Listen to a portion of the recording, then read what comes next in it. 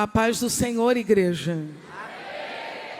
Ao amado da nossa alma, seja honra, glória, louvor, sabedoria. É por causa dele que nós estamos aqui. Quem está aqui por causa de Jesus, diga glória a Deus. Eu também estou aqui por causa de Jesus. Eu quero honrar ao Deus da minha vida por esta tão grande oportunidade de celebrar com esta santa igreja o 40º Congresso dos Gideões Missionários da Última Hora, honrando ao Senhor pela vida do pastor Zilmar Miguel e de sua linda esposa, pastora Marinês, por esse convite tão honroso que recebi ao vir em novembro, na celebração com os jovens aqui em Camboriú, e que encheu o meu coração de alegria. Cumprimentando e agradecendo ao pastor Zilmar Miguel, eu também cumprimento a toda a diretoria dos Gideões Missionários da Última Hora, bem como da Assembleia de Deus em Camboriú. Eu estou acompanhada pelo meu esposo, pastor Eliomar Dionel, o homem e o amor da minha vida, que tem me abençoado e cuidado de mim. Eu quero saudar a Assembleia de Deus Vida na Palavra, de VIP em Queimados, que certamente está ligada com os Gideões Missionários esta noite. Pegue sua Bíblia de papel agora e abra no livro dos Salmos,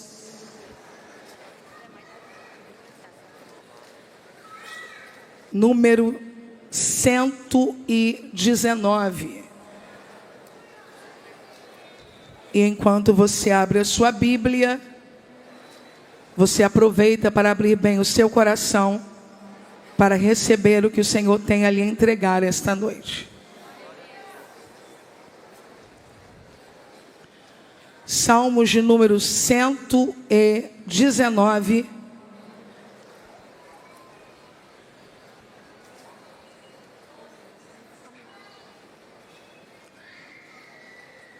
A partir do versículo de número 100, nos diz assim o texto sagrado: sou mais prudente do que os velhos, pois guardo os teus preceitos. Desviei os meus pés de todo o caminho mau para observar a tua palavra. Não me apartei das tuas leis, pois tu mesmo me ensinaste. Quão doces são as tuas palavras ao meu paladar, mais doces do que o mel à minha boca. Dos teus preceitos alcanço entendimento, pelo que aborreço todo caminho errado. 105 que toda a igreja conhece. Vamos ler todos juntos? Lâmpada para os meus pés é a tua palavra e luz para... Vamos mais uma vez? Lâmpada para os meus pés.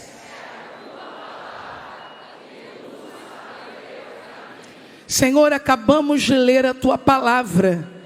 Ela permanece no céu e é revelada à tua igreja pelas Escrituras. Por causa da tua palavra, te pedimos que um exército seja levantado aqui. Glorifica o teu nome, Senhor. Fale e não te cales. Oramos em o nome de Jesus. Amém. Você pode sentar dando um glória a Deus?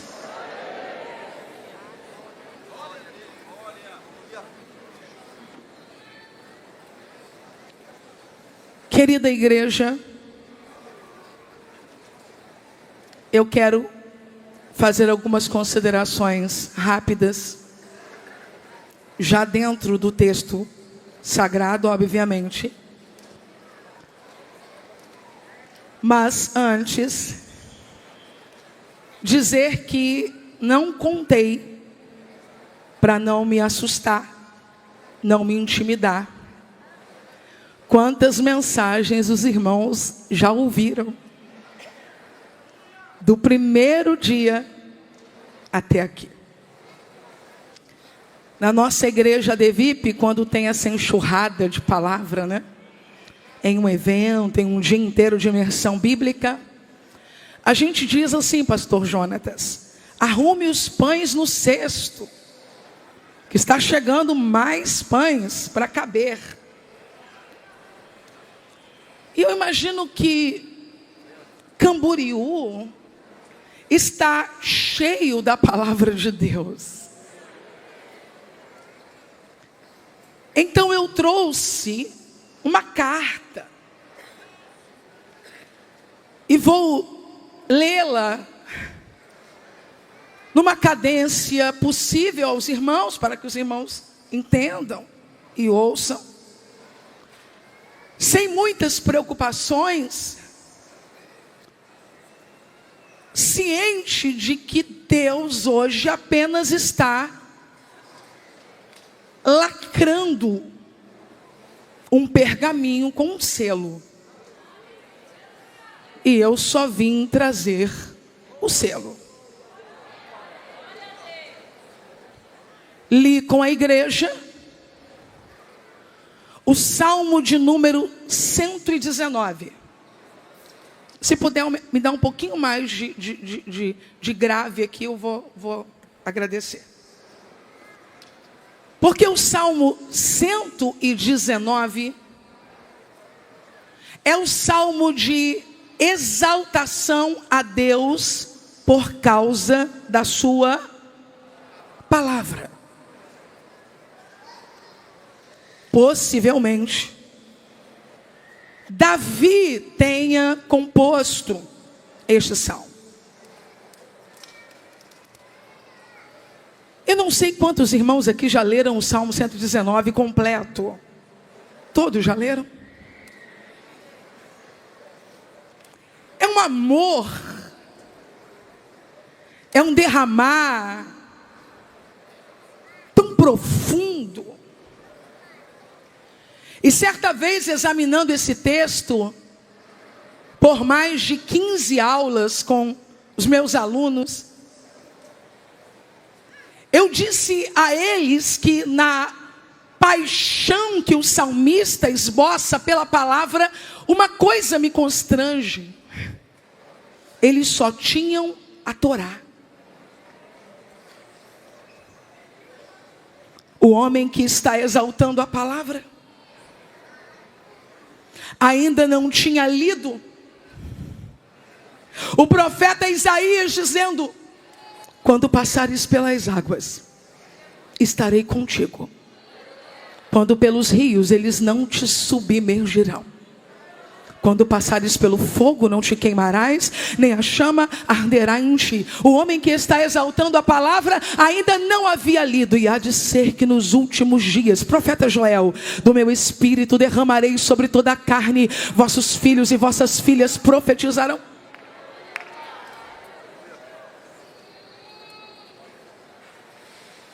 O homem que está apaixonado pela palavra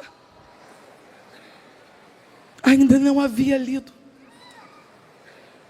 No princípio era o Verbo, e o Verbo era Deus, e o Verbo estava com Deus. O homem que exalta a palavra ainda não havia lido, e dando brado disse: está consumado. O homem que exalta a palavra no Salmo 119 ainda não havia acessado o texto que diz: e vi novos céus e nova terra, e Deus enxugará dos vossos olhos toda lágrima. Ele tem uma porção.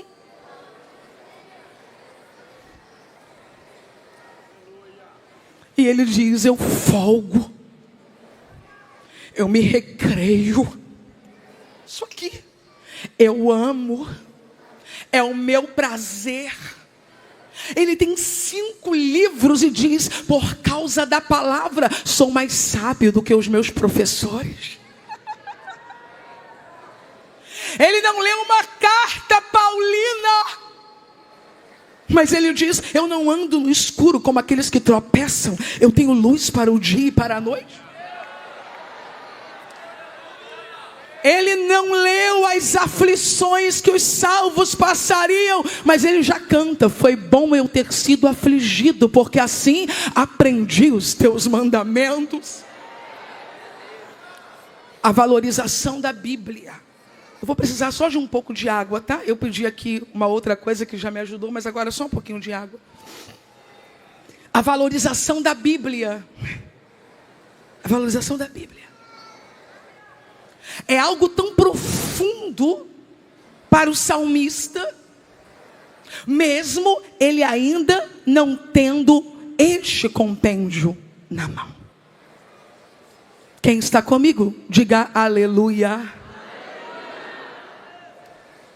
Então nós vamos perceber que este amor que o salmista revela no Salmo 119, ele durante muitos anos foi cultivado como parte da cultura do povo escolhido. Israel, durante muito tempo, foi conhecido e reconhecido como o povo do livro. Por que o povo do livro? Por causa do apego à lei, do amor à lei, do desejo de observar a lei, de cumprir a lei. E isso não é religiosidade.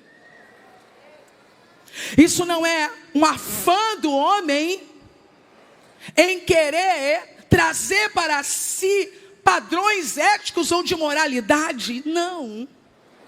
Deus deu a lei a Moisés. Moisés deu a lei ao povo. E quando Moisés vai passar o bastão, quando o Senhor vai chamar Moisés à eternidade, o próprio Deus fala com Josué. Quem está comigo, diga amém. Não se aparte da tua boca o livro desta lei. Antes, medita nela de dia e de noite. Isso te fará prosperar, e tu serás bem-sucedido.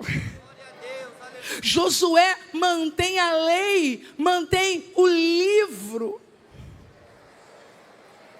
Quando chegamos na era dos reis, Davi exalta o livro. Quando chegamos no filho de Davi, Salomão, Salomão continua sendo um instrumento para o acréscimo do livro, para a construção do livro. Agora Israel não teria só a Torá, mas ao longo de uma construção, Israel teria a Taná, que é o nosso Antigo Testamento. Você vai ver em momentos específicos Israel reunido e o livro da lei aberto. Você vai ver no templo de Salomão a valorização da lei e do livro. Só que após a morte de Davi. Quem está comigo, diga aleluia. Eu estou lendo a carta. Após a morte de Salomão, após a divisão do reino, outros reis foram assumindo esta posição, e alguns deles não tiveram o mesmo apego, o mesmo amor que Davi. Pegue sua Bíblia agora e abra no segundo livro dos reis de Israel. Muito obrigada. Trouxe a Bíblia? Abra.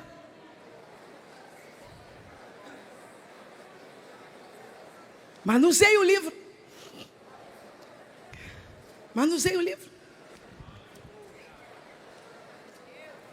Capítulo 22.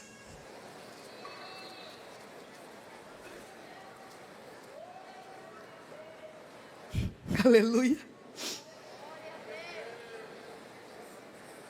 Os sacerdotes, por consequente, também são responsáveis pelo apego, pelo amor, pela manutenção. Mas após a morte de Davi, após a divisão do reino entre reino do norte e reino do sul, após uma série de reis ímpios que governaram, entre eles o terrível Manassés, a idolatria invade Israel. A idolatria invade Judá. A idolatria invade Jerusalém.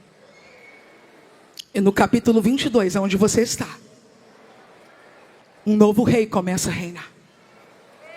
Qual o nome dele?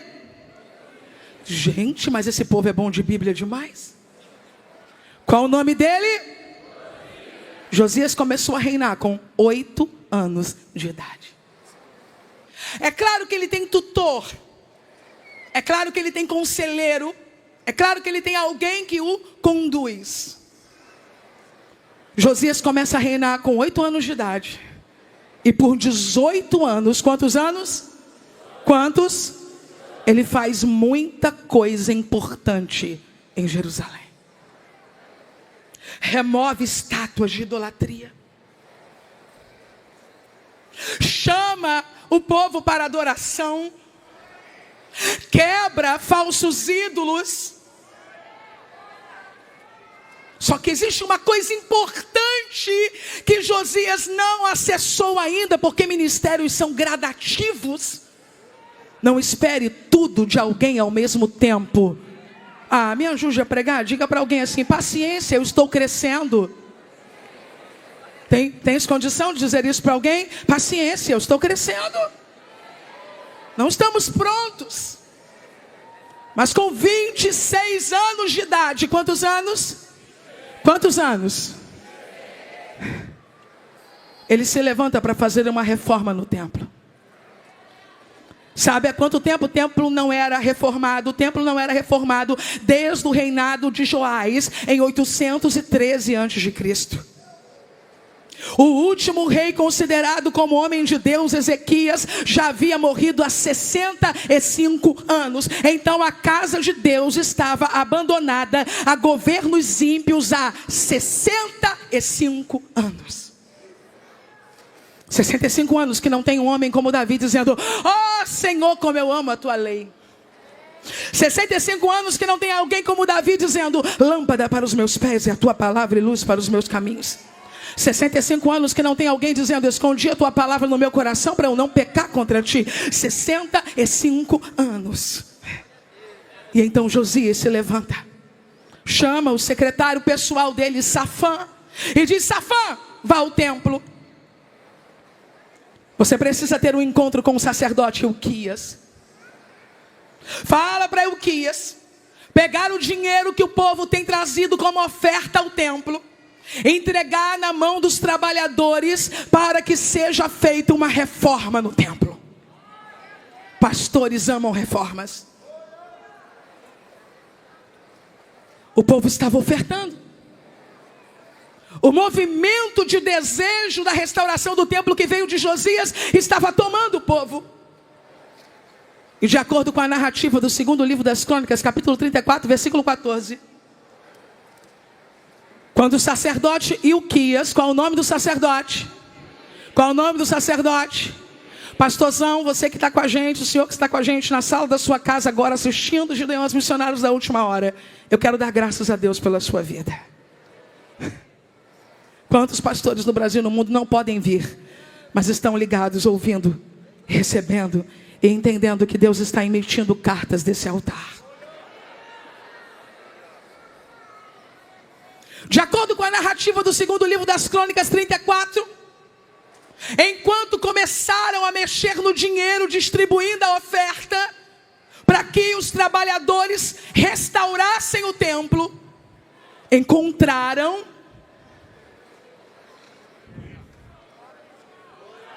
o livro da lei que o Senhor havia dado a Moisés.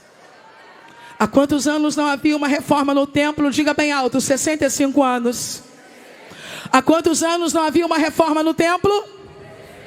65 anos sem reforma. Quando Deus levanta Josias, Josias começa a trabalhar, e de repente Josias olha para o templo, ele sente o desejo de restaurar o templo, manda o secretário dele procurar o sacerdote, diz para o sacerdote: pegue o dinheiro que o povo tem trazido e entregue na mão dos trabalhadores para reformar o templo. E quando o sacerdote da casa pega o dinheiro, tira da mesa dele, tira da mão dele e coloca na mão dos trabalhadores para consertar o templo, para melhorar o templo, a Bíblia diz que enquanto o dinheiro é repartido, eu não sei aonde,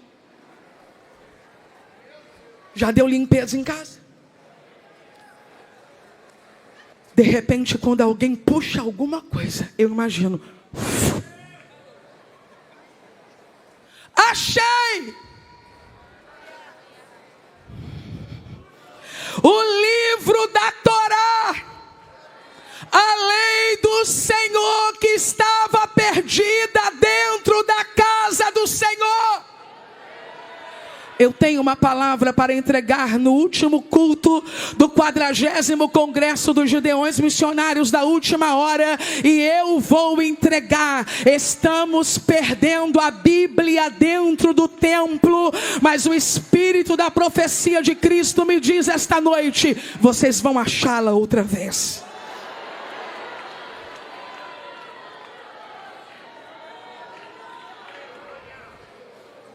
Safã havia ido ao templo para cuidar de uma demanda administrativa. Eu vou dizer de novo: Safã havia ido ao templo para cuidar de uma demanda administrativa. Mas ao chegar, ele encontra o sacerdote Hilquias, aquele que deve cuidar das demandas espirituais. Pastores cuidam das demandas espirituais, administradores cuidam das demandas administrativas. Quando o administrador chegou no templo para conversar com o pastor olhou para ele e disse: rapaz, eu não sou capaz de presumir quantas vezes o administrador encontrou o sacerdote antes do sacerdote encontrar o livro. Quando o sacerdote encontra o administrador sem ter encontrado o livro, o sacerdote é mais um administrador, como o administrador é. Mas quando o sacerdote encontra o livro, o sacerdote deixa de ser só mais um administrador e passa a conversar com o administrador como alguém que tem o livro.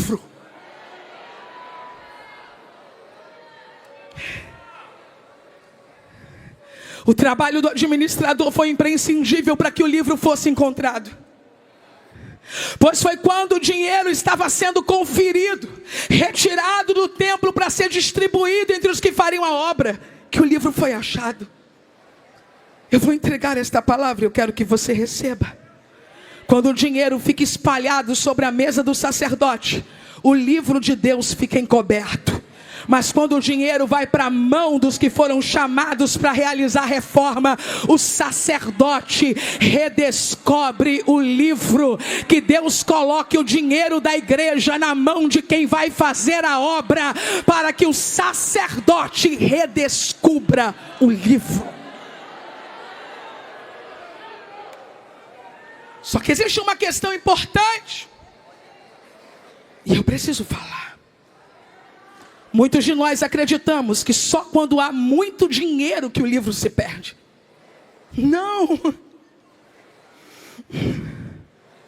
Moedas também podem tapar o livro.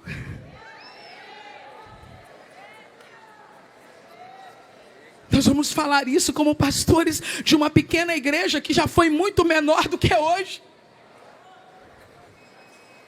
Na angústia de querer construir e não poder, de querer fazer e não ter, o sacerdote é tentado a se ocupar com o livro caixa e esquecer o livro de Deus. Eu nem sei o tamanho da tua luta, pastor.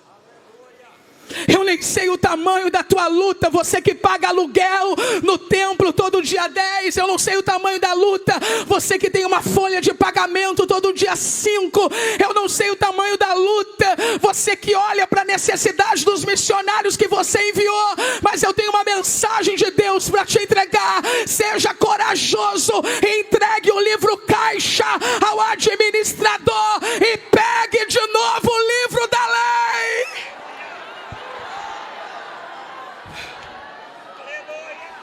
Tenha coragem. Tenha coragem de voltar a pregar sem a preocupação com aqueles que vão dizimar ou não. Tenha coragem de voltar a pregar sem a pressão se vai entrar ou não. Tenha coragem de voltar a pregar sem o medo se vai sobrar ou não. Quando as moedas vão para a mão dos trabalhadores e o livro vem para a mão do sacerdote, o avivamento começa.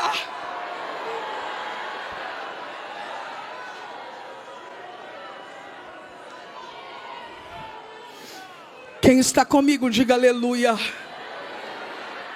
Me dê um pouquinho mais de som aqui, meu irmão.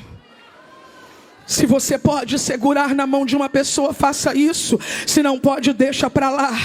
Mas se você puder, diga à pessoa que está do seu lado: o livro caixa pode desesperar você, mas o livro de Deus vai te mostrar milagres. Eu vim declarar uma palavra de provisão para ministérios que estão em choro. Eu vim declarar uma palavra de provisão para quem está dizendo: Deus, tu me iludiu. Como eu vou fazer agora? Muitos de nós acreditamos que pouco dinheiro favorece. Outros acreditam que muito dinheiro favorece. Mas o que eu vim lhe dizer esta noite é que o livro caixa é um detalhe quando o livro dos milagres está na mão da igreja.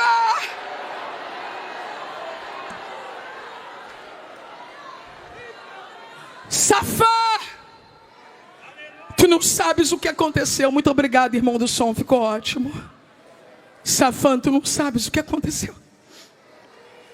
Começamos a dividir aqui a oferta missionária, o valor da assistência social, o pagamento dos trabalhadores, o dinheiro do pintor. E do nada, Safã, quando começamos a dividir sem a preocupação, achamos o livro da lei. Safã diz: eu tenho que contar isso para o rei. Safã vai até o rei Josias. Rei, acharam o livro no templo. No 3 você vai gritar bem alto isso comigo, podemos? Acharam um livro no templo? Vamos lá? 1, 2, 3. 1, 2, 3.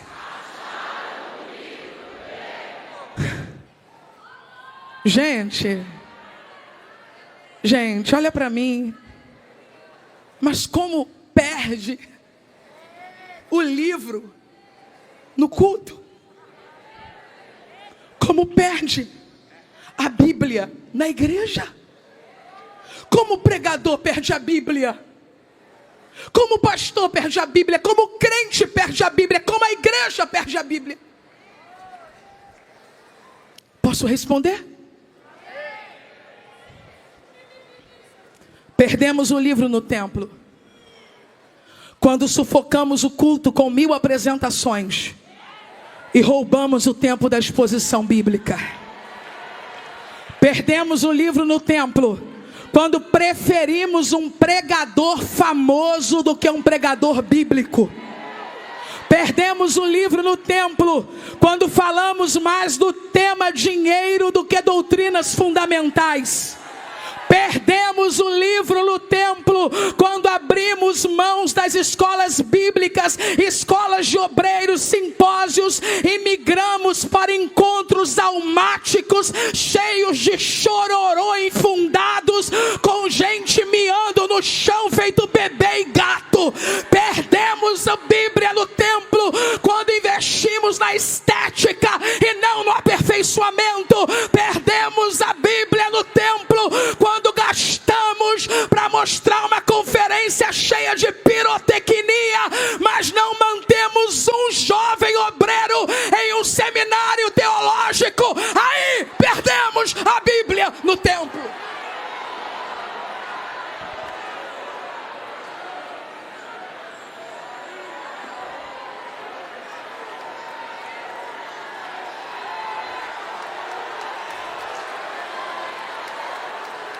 No 40º Congresso dos Gideões Missionários da Última Hora, eu quero pedir perdão aos mestres da igreja brasileira que não valorizamos, aos mestres que não ofertamos, aos mestres que não amamos, em detrimento a pregadores famosos e midiáticos que têm grandes cifras ou grandes números de seguidores. Eu não estou falando isso aqui porque esteja com dor de cotovelos. Eu estou dizendo isso aqui com mais de 1 milhão de seguidores no Instagram. Eu faço questão de pontuar isso para que você entenda que eu não vim aqui dizer que fama é pecado. Eu vim dizer aqui que se um mestre bíblico perde por causa de número de seguidores, é a igreja que está perdendo.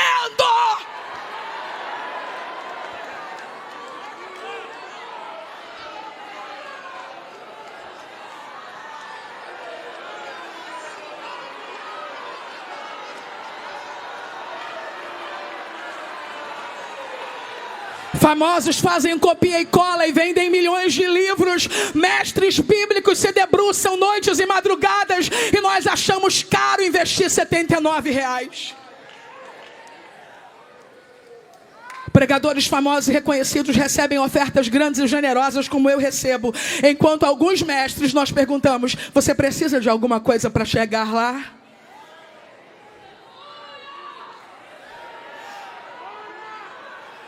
Desanimamos mestres que voltaram para os balcões, foram trabalhar em açougues de novo. Desanimamos mestres que desistiram dos seminários para alimentar seus filhos e famílias. Nós matamos os mestres quando só valorizamos os movimentos passageiros e instantâneos em detrimento à palavra pregada no poder do Espírito Santo. Que no 40º Congresso de Gideões Missionários da Última Hora, a igreja se levante para achar o livro perdido no templo.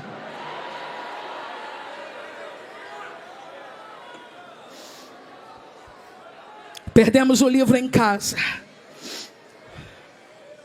Perdemos o livro em casa quando fomentamos o uso de jogos e alta tecnologia, mas não incentivamos a leitura bíblica na nossa casa. Perdemos o livro em casa quando abrimos mãos do culto doméstico e envolvemos os filhos em múltiplas atividades. Todos querem ser jogador de futebol, atleta, judocas, dominando vários idiomas. Crianças cansadas e sobrecarregadas que não cultuam mais.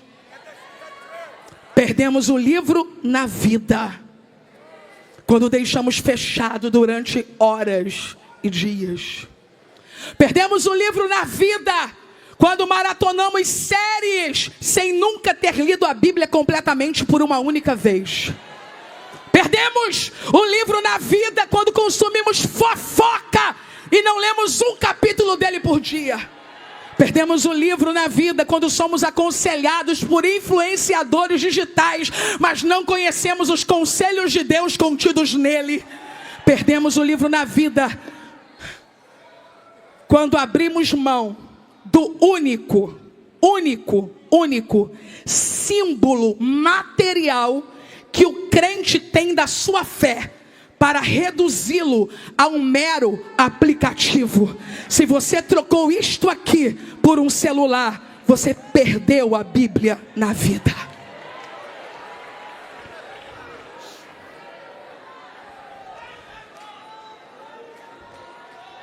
Josias, eles estavam fazendo culto sem o livro, acredita? Josias, eles estavam ensinando no templo sem o livro. Mas quando começaram a organizar o templo, para entregar o dinheiro para começar a reforma, encontraram o livro. Vou ler para o senhor o que está escrito no livro. Josias, posso? Eu estou no segundo livro das Crônicas, capítulo 22. Possivelmente, a parte lida tenha sido Deuteronômio. Possivelmente. O livro onde a idolatria é condenada e as pragas são prometidas. Ele já havia começado a banir a idolatria, Josias, mas agora era o livro que estava falando e não mais a sua experiência pessoal, sua vivência ou sua tradição familiar. Nós não podemos passar a vida promovendo coisas empiricamente a partir da nossa experiência sem consultarmos o livro. Não é porque está dando certo que vamos à frente. Quando o rei Josias ouve o que estava escrito no livro, a Bíblia diz que ele rasgou as suas vestes. E ele disse: procurem alguém, consultem ao Senhor. Uma comitiva com o pessoal da administração e o sacerdote foram até o bairro Novo de Jerusalém, na parte baixa da cidade.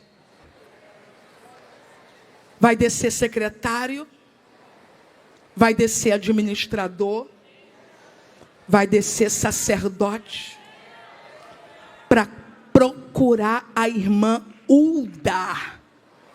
Eu vou repetir.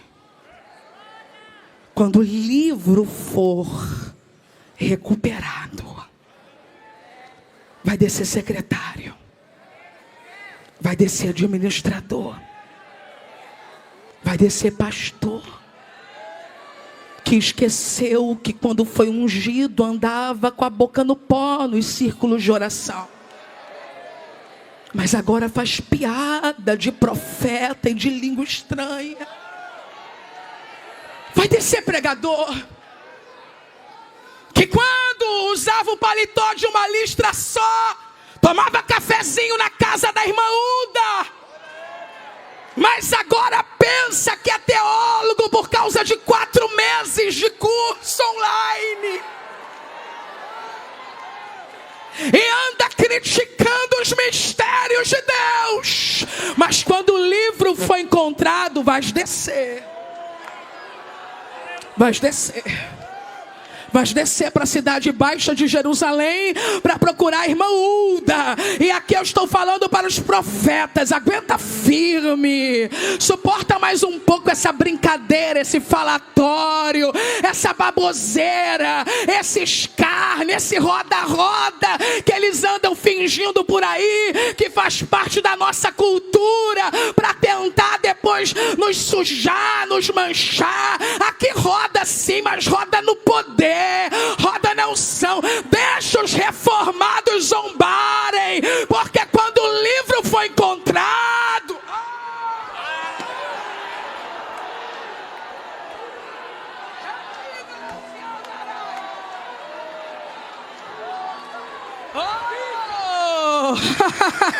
quando começarem a ler o que não leram, eu não estou falando da perícope, eu não estou falando da bolinha marcada, eu estou falando da revelação. Quando a iluminação chegar,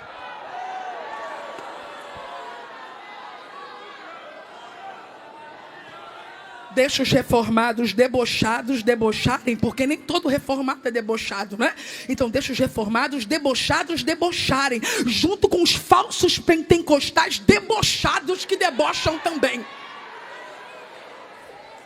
Irmã Hulda, vai chegar a sua vez. A irmã Hulda é a esposa de um obreiro. Nem tenta entender, isso é língua de assembleiano. Quando os gideões sobem os rios, aí eles ficam loucos. Tem uma parte aqui que eu ministrei da vez passada: temos que ensinar essa geração a cantar em línguas. Eles pensaram que era literal, que ia ser um ensaio para falar em mistério. Não entendem. Então, igualzinho Nicodemos, como é que eu faço? Volto para a barriga? Não, meu. Irmã Hulda é esposa de um obreiro que cuida das roupas sagradas do templo. E quando Josias viu a coisa feia, pediu para consultarem a voz profética. E a voz profética escolhida para ser consultada foi de um casal que guardava as vestes do templo e fazia a reforma das vestes. É claro que isso não quer dizer nada.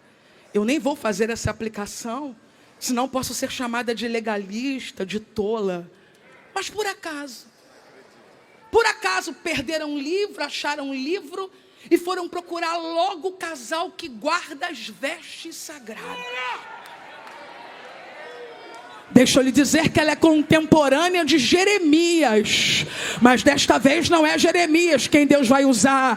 Ela é contemporânea de Sofonias, mas desta vez não é Sofonias a quem Deus vai usar. Uda, guarda roupa, lava roupa, passa roupa, ajeita roupa, costura roupa. Estão dizendo que é exagero, que não precisa, mas quem disse que o sacerdote se veste com veste sacerdotal não foi Moisés, não foi Josué, foi o próprio Deus. Foi o próprio Deus que disse: coloca roupa, coloca um calção de linho embaixo, para de fazer vergonha. Só quer pregar para mulher, só quer pregar para moda feminina. Esqueces que tu és sacerdote, perto de rasgar essa roupa no meio, vá se vestir com as vestes sacerdotais.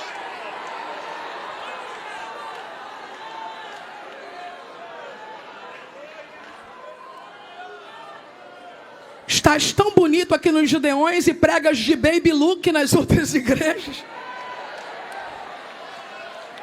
Vais à casa da irmã Uda consertar tuas vestes.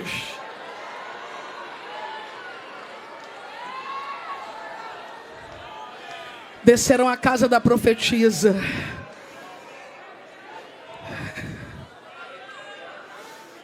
E ela disse a eles: diga ao homem que os enviou a mim.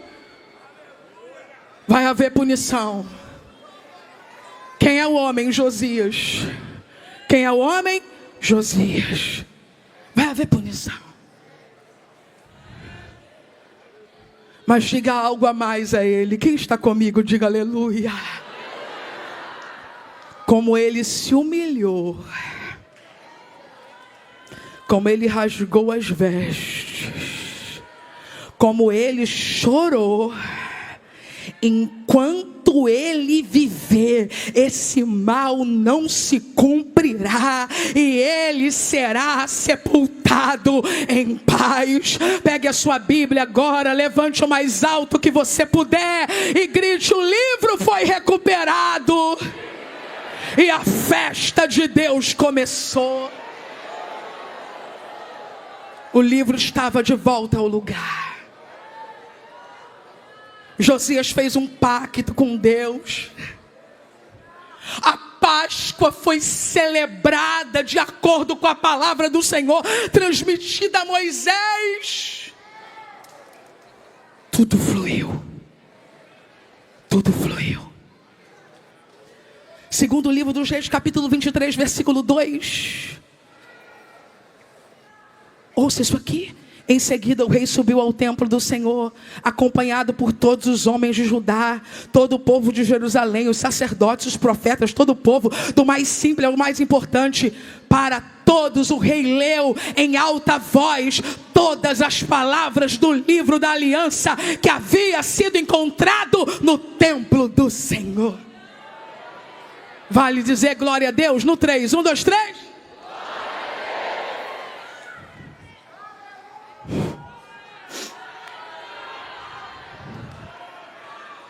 Foi maravilhoso. Quem está comigo, diga aleluia. Quem não foi embora, diga glória a Deus. Josias reinou 31 anos.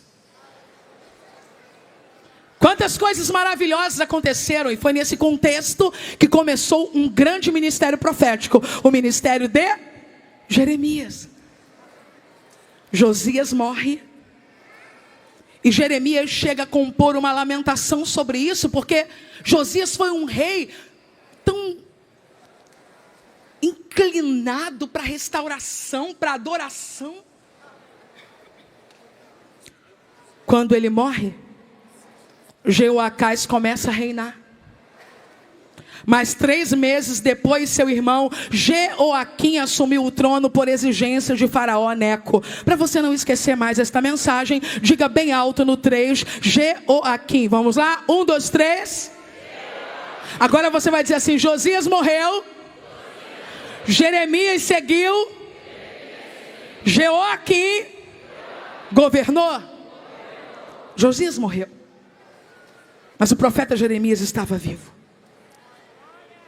O ministério dele começou nos dias de Josias, 5 anos antes do livro ser encontrado. Durante 18 anos, Jeremias profetizou tendo um crente no trono. Gente, quando tem um crente governando, profetas fluem. Eu não posso nem contar para vocês até que horas o pastor Gilmar me deu, eu não posso contar. Vocês não têm noção, vocês vão até desmaiar, então eu vou ficar quietinha.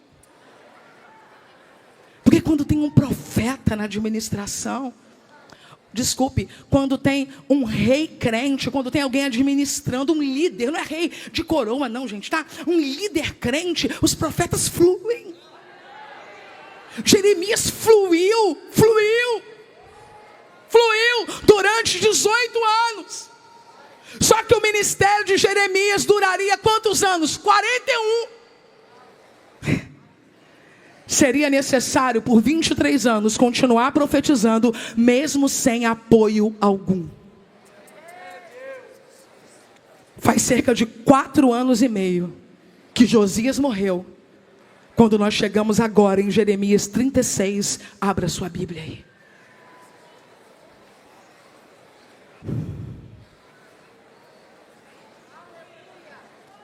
Tem mais alguém feliz aqui ou só eu? Estou sentindo o gozo da salvação, igreja.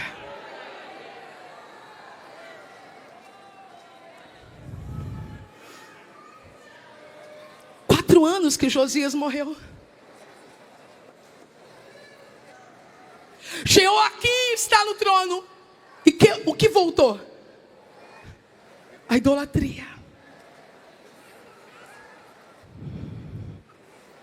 Capítulo 36 do livro do profeta Jeremias.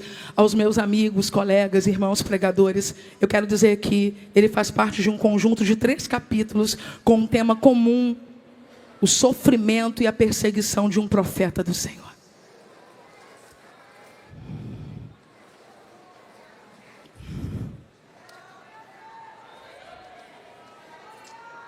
Até aqui, capítulo 36. Jeremias era um profeta para o povo. Eu ainda estou falando da mesma história, ok? Mas agora, com ordem de Deus, ele terá que começar a escrever a profecia. A palavra de Deus. O seu livro, o livro do profeta Jeremias. E do momento em que ele começa a escrever, ele deixa de ser um profeta para um povo, ele passa a ser profeta para todas as gerações. Profeta Jeremias é profeta na sua vida quando você lê Jeremias? Então é isso.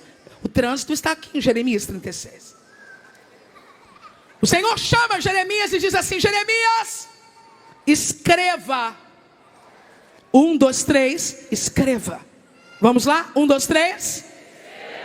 Você tem algum pregador que você ama aqui sentado perto de você? Alguma pregadora? Olha para ela ou para ele, dá essa ordem de Deus aí para ele, fala: fulano, escreva. Pastor Jailson, escreva. Pastor Jonatas, escreva. Escreva. Pastor Moisés, nem pensar, né? Escreva. Pastor Michele, faz o pastor Moisés escrever. Albert, Erlon, escrevam. Clarinha, escreva, Clarinha. Quero prefaciar seu livro, Clarinha, escreva. Escreva. Escreva. Olha o que Deus diz para Jeremias. Eu estou no versículo 3. Quem sabe quando o povo souber o que está por vir, quando eles lerem o livro, eles não se arrependam. Então Jeremias chamou Baruque, Jeremias ditava, Baruque escrevia. Jeremias ditava, Baruque escrevia. Jeremias estava preso, mas segundo a história, não era literalmente preso. Não, ele estava impedido por algo que nós não conhecemos. Alguém aqui já se sentiu preso? Eu já. E é nessa hora que o Espírito diz assim: escreva, escreva, escreva. Aí você diz: eu estou preso. Ele diz: chama Baruque, envolve pessoas no teu projeto. O que eu tenho com você vai movimentar a tua casa. O que eu tenho com você vai movimentar a tua igreja. O que eu tenho com você vai oportunizar pessoas. O que eu tenho com você vai dar trabalho a pessoas no teu ministério. Escreva. Quando Jeremias termina de passar para Baruque a mensagem e escrever, Jeremias olha para Baruque e diz: Baruque, faz um favor para mim. Leva esse livro para o templo e lê. Pergunta para mim assim: qual templo? Tá bom? 1, 2, 3. Aquele que alguns anos atrás havia perdido o livro e recuperado o livro, mas pelo jeito havia perdido o contato com o livro novamente. Agora não é a Torá, agora é o livro de Jeremias, que mais tarde fará parte da Taná do nosso Antigo Testamento. O templo estava cheio de pessoas que vieram de outras cidades porque proclamaram um jejum. Então Jeremias disse: é a hora. Leia o livro lá, porque se é jejum, é tempo de quebrantamento. Baruque pegou o livro e foi caminhando para o templo. Cidade lotada, templo lotado, jejum. Baruque levanta a voz em um lugar estratégico e começa a ler as palavras de Jeremias. Começa a ler a palavra de Deus. Começa a ler o livro.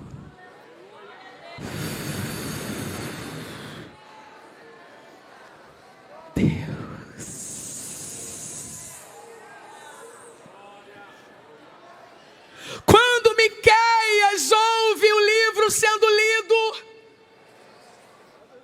e a gravidade do que Baruque está lendo em nome de Deus, ele entra numa sala de reunião aonde alguns líderes estão para contar o que está acontecendo. Pausa aqui.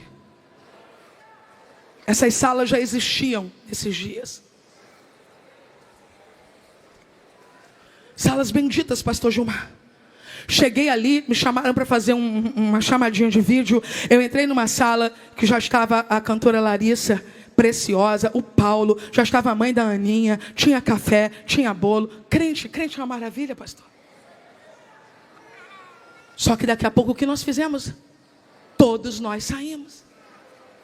Vamos para o culto. Salinha é para passar, não é para ficar não. Aí cheguei, pastor Gilvan aqui ministrando. Eu percebi que eu podia, perturbar passando. Então vou ali. Vou até o banheiro. Me levaram. Aí a bênção estava dobrada. Eu comi até banana, pastor Zumar, para me dar potássio. Daqui a pouco eu disse para a sua filha querida e para o seu genro: eu vou para o culto, porque está na hora da oferta, eu preciso ofertar.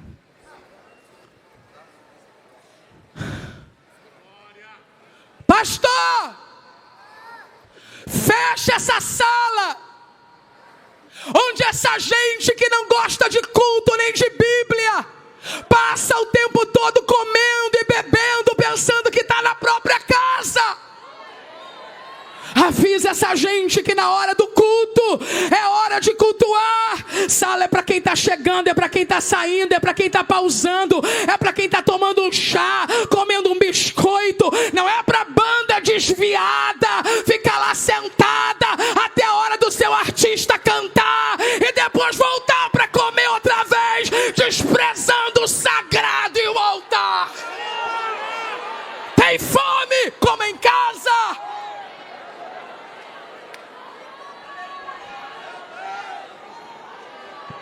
É a hora do meu artista, vou lá tocar, acabou meu artista, eu saio. Até quando nós vamos dar manutenção para esse abuso? Altar é santo, igreja é santa. Lá no show da prefeitura você pode fazer isso. É show, é camarim, passa um, vem outro, é assim mesmo que funciona. Aqui não! Pega na mão desse crente de Deus que está do teu lado e grita para ele: sai da salinha e vai ouvir o livro.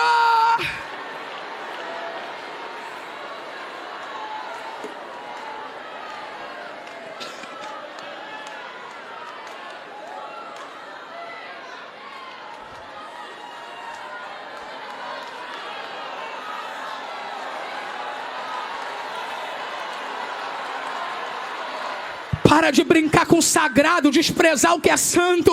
Ofertante, dizimista, colocando pão, colocando café, colocando comida, porque a igreja é generosa e abençoadora, mas não é para virar sala de estar 1 hora, 2 horas. Tenha temor, temor, temor, temor, temor.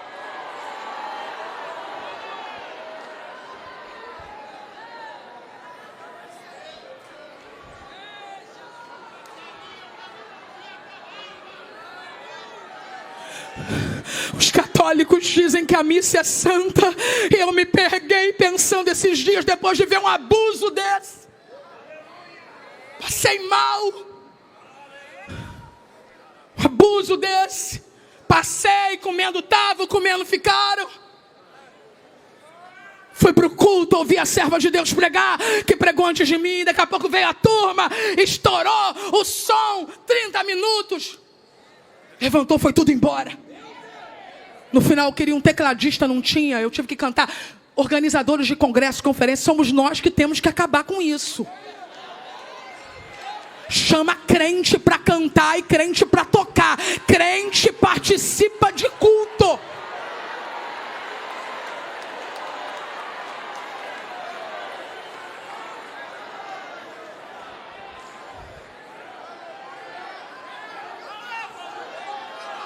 Pastor, é sua hora de ir para o palco. É às 20 horas. Meu irmão, fala comigo com língua de crente. Fala comigo com língua de crente. Se eu estiver lá no show da cidade, no evento da cidade, aí é palco, mas no culto. Minha hora de ir para o palco. Que hora vai começar o culto? Pergunta para o crente que está lá. Que horas vai começar o culto? Está na hora de recuperar o sagrado na igreja. Que horas vai começar o culto?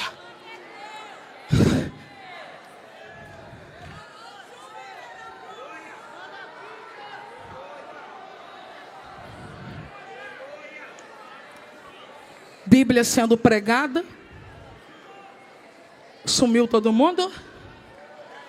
No final não tinha ninguém para tocar. Eu ainda falei para ele, mas ainda cantei, tive que cantar. Eu vi as irmãs numa luta. Contrataram 2 bandas para no final não ter uma.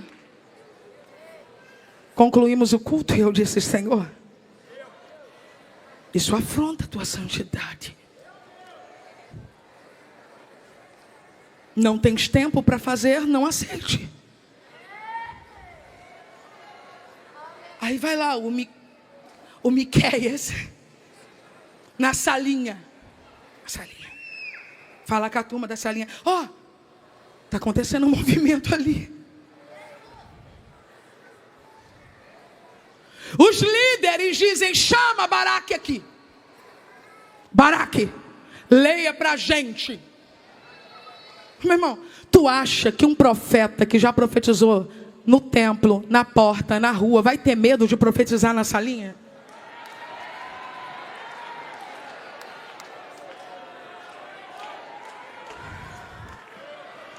Quando Baraque começou a ler Baraque começou a ler as palavras de Jeremias, eles olharam um para o outro, sentiram medo e disseram: precisamos falar isso para o rei.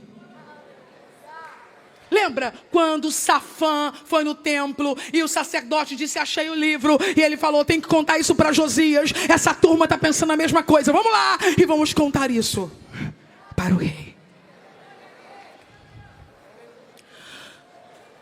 Mas antes da gente subir para falar com o rei, responda uma coisa aqui. Baruque, como foi isso? Isso é coisa de Jeremias, não é?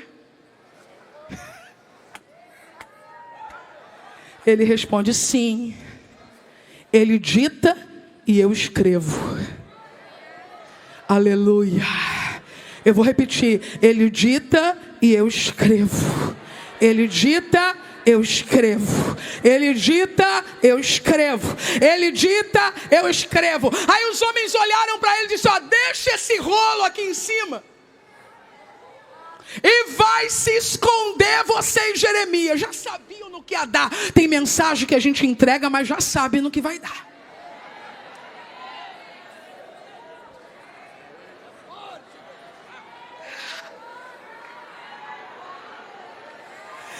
Aleluia!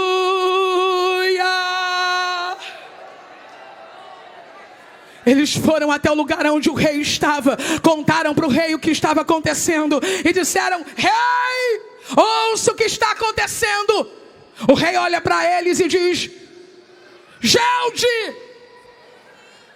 pega o rolo, traz o livro. Eu quero o rolo e o livro aqui. Parece a mesma cena quando Safã trouxe o livro para o rei Josias. Parece a mesma cena, mas não é. Gelde, o secretário, está lendo. E o rei está com um braseiro ao lado dele. Quem está comigo, diga aleluia. Quem não foi embora, diga glória a Deus. Eu acho que essa cena está apropriada para um avivamento, né? Nos dias de Josias não tinha braseiro. Mas agora nos dias deste rei, tem um braseiro do lado dele com fogo aceso.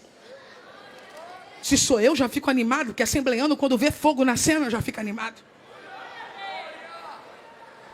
Lê aí, Gelde. O texto diz assim. Quem está comigo, diga aleluia. Você me ajuda aqui, Graciele?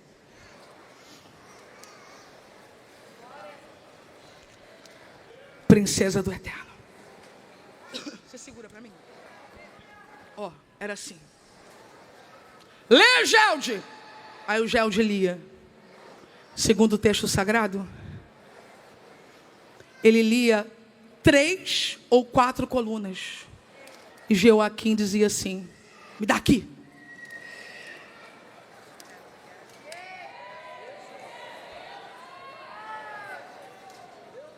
Jogava no braseiro. Gelde olhando para ele. Continua lendo. Lia mais 2 ou 3 colunas. Ele tomava da mão dele. Quando Josias descobriu que o livro tinha sido achado e ouviu, rasgou as roupas.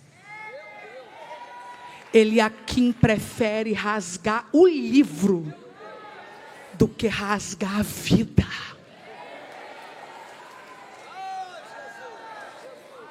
Obrigado, querida. Ele pega uma faca de escrivão, corta o rolo, corta o livro e joga no braseiro.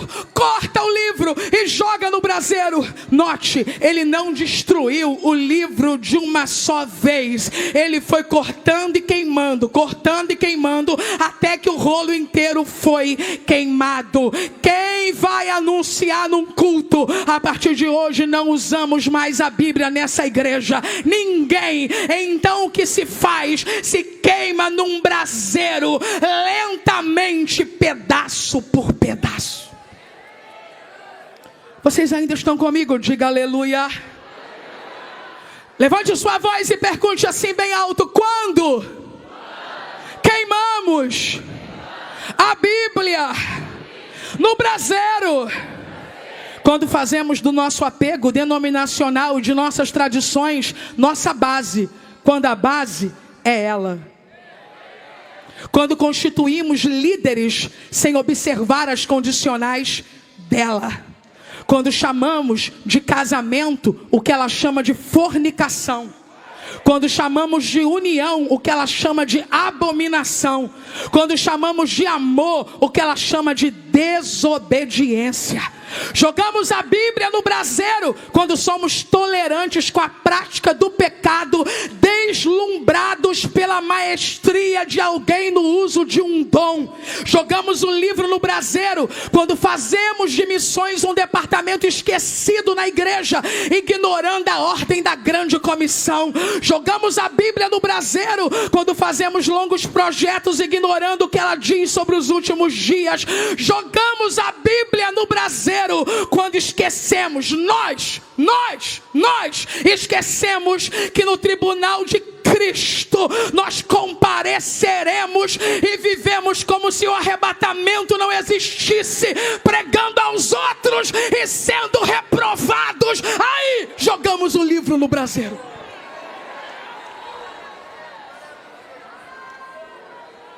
Tem um tecladista que vai me ajudar, não tem? Vem aqui, Clarinha.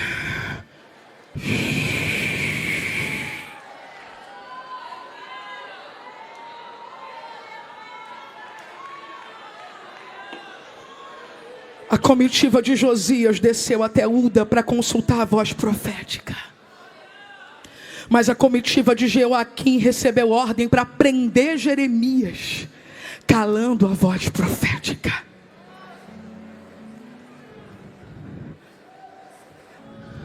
Não somos perfeitos. Não somos perfeitos. Mas como reagimos diante do confronto da verdade que o livro grita, revela? Mandamos cortar? Até quando vamos cortar os pregadores que falam o que nós não queremos ouvir?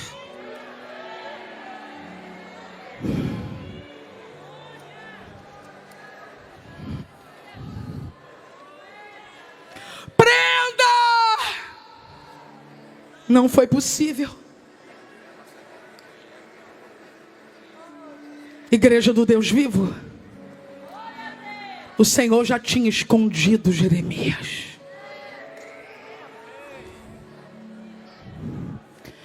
Ele tem fogo para queimar e por isso queimou. Quem está comigo, diga aleluia.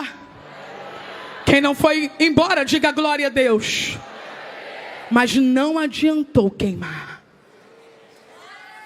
Eu estou concluindo.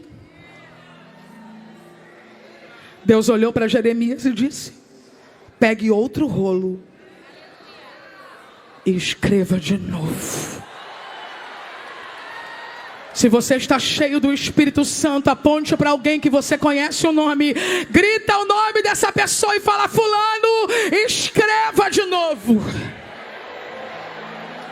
Aponte para alguém, grita para esta pessoa, diga o nome dele e fala: fulano, pregue de novo, apacente de novo, cante de novo, discipule de novo, jejue de novo, chore de novo, clame de novo, grite de novo, abrace de novo, perdoe de novo. O rei tem um braseiro para queimar papel, mas não pode queimar o ministério.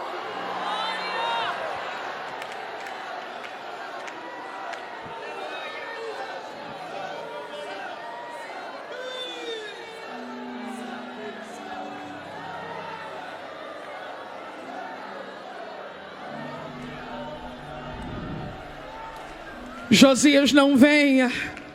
Josias não veria o castigo nos seus dias, mas Jeoaquim seria castigado com os seus filhos e seus conselheiros.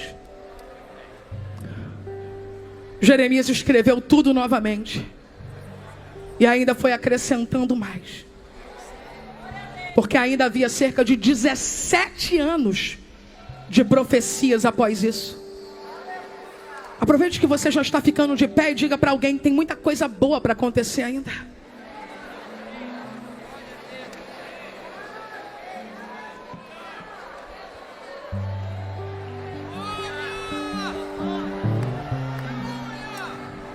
"66 livros. Nenhum rei no mundo antigo pôde impedir a conclusão do livro. Nem o exílio, nem a destruição do templo, nada pôde extinguir a voz do livro. Estava tudo marcado, Ana Clara. Tudo orquestrado por aquele que tudo governa. Evangelho de Jesus, segundo escreveu Lucas capítulo 4, ele está iniciando o ministério.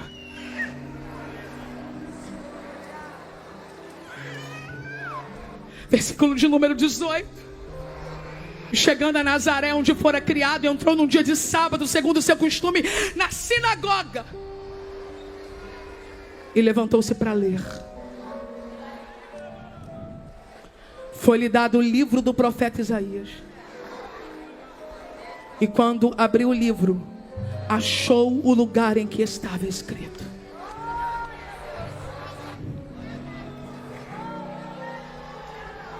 não adianta cortar, queimar, perseguir, destruir. O Espírito do Senhor está sobre mim, pois que me ungiu para evangelizar os pobres, enviou-me a curar os contritos de coração, a proclamar liberdade aos cativos e restauração da vista aos cegos, a pôr em liberdade os oprimidos, a anunciar o ano aceitável do Senhor. E cerrando o livro, tornou-o a dar ao ministro, assentou-se, e os olhos de todos na sinagoga estavam fitos nele. Então ele começou a dizer: hoje se cumpriu esta escritura em vossos ouvidos. Cadê a sua Bíblia? Levante a sua Bíblia o mais alto que você puder e diga: o livro é dele. O livro é dele. O livro é dele.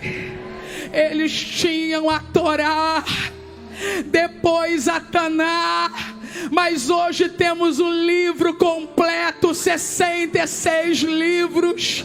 A guerra contra o livro e contra os anunciadores do livro não terminou.